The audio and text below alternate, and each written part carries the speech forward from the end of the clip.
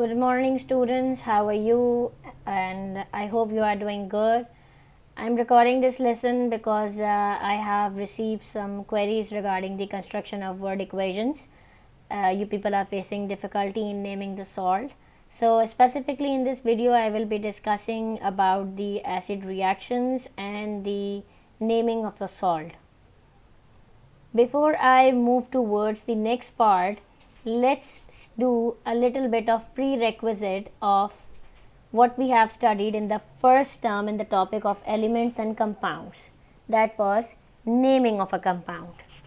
The very first thing which we should know is a compound is formed after a chemical reaction, which means that an element compound, compound when combined chemically forms a compound.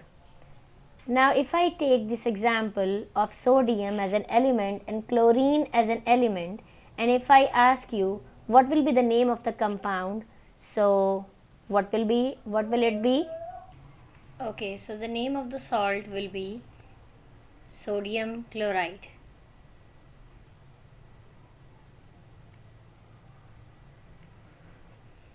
Because sodium and chlorine will make sodium chloride.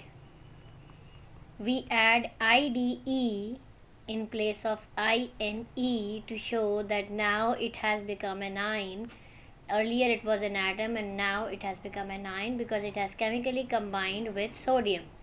Same goes for iron and fluorine. When iron and fluorine chemically bond together, they form iron fluoride.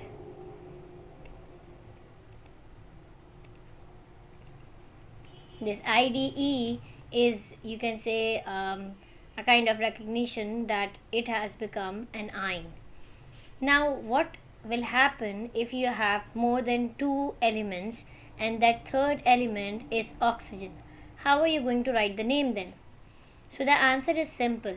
You will write calcium, carbon, and in place of this whole oxygen you will just add ATE, 8. So this ATE, whenever you see ATE by the end of the compound name, this shows that this compound is having oxygen atom as well. Similarly, when hydrogen and sulfur, you see there is no hydrogen atom, so it will only become, the IDE will be added up with sulfur and the name of the compound will be hydrogen sulfide. Same case as the calcium one, over here copper with sulfur and oxygen will become copper sulfate.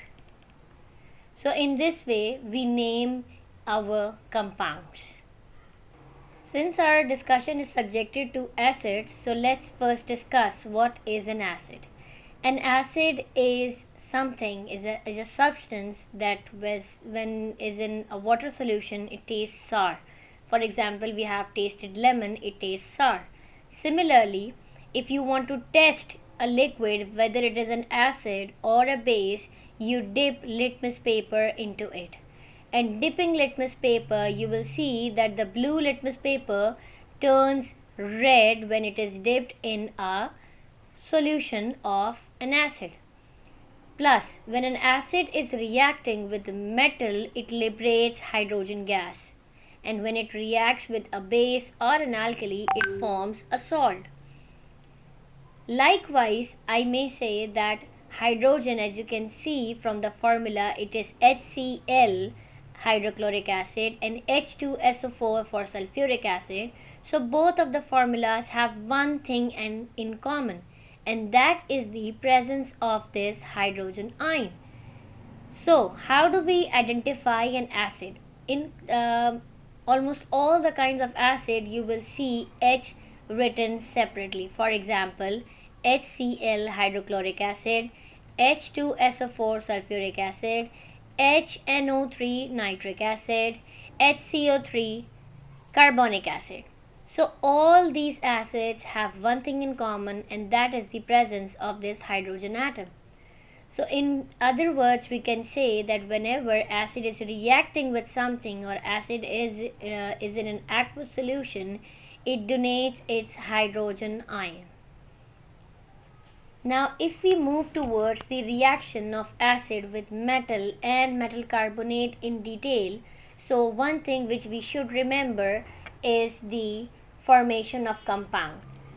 Like we have studied the naming of compounds. For example, two elements, when there is no oxygen, you will add IDE with the name of the non-metal, but if there is an oxygen, you will add ATE. So always remember this IDE and ATE addition in the naming. When do we add IDE and when do we add ATE? Now let's take an example of any metal. For example, metal I'm taking here is sodium. When sodium reacts with hydrochloric acid, it forms a salt and a hydrogen gas. Now we all know that this hydrogen gas is coming because of this hydrogen ion that is present in the acid. So we are left with only sodium and chlorine to find out the name of the salt. So if I may ask, if there is an element of sodium and an element of chlorine, what will be the name of the compound? So it is simple. Your name of the compound will be sodium chloride.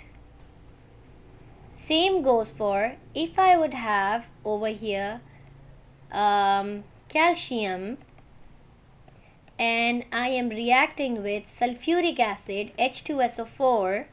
So as I have mentioned earlier, hydrogen ion does not react with a metal to form any salt. Hydrogen ion is liberated as hydrogen gas when it is reacting with a metal. So we know one product is hydrogen gas. So we are left with only calcium, sulfur and oxygen. Now what will be the name of the compound if it has calcium, sulfur and oxygen? Simple. Your name of the compound will be calcium sulfate. Why ATE? Because oxygen was also present there. Likewise, let's see what is the difference in this equation and this equation. The very first thing we notice is the addition of this carbonate with the metal. So we see over here a compound is reacting with an acid. For example, let's take the example of sodium carbonate. Let me just tell you one thing, that carbonate is basically CO3. So it is made up of carbon and oxygen atoms.